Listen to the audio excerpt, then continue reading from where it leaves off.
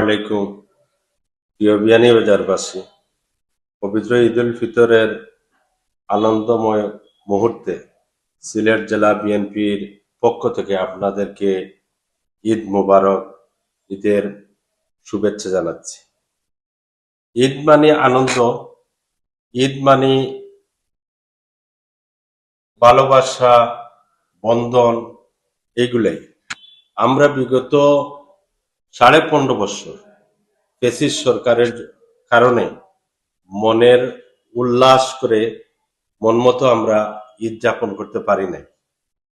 আমরা পবিত্র রমজান মাসে কোনো জায়গায় ইফতারের আয়োজন করলেই তখন পুলিশ আমাদেরকে বাধা দিয়েছে, আমরা ইফতারের ব্যবস্থা করতে পারি নাই।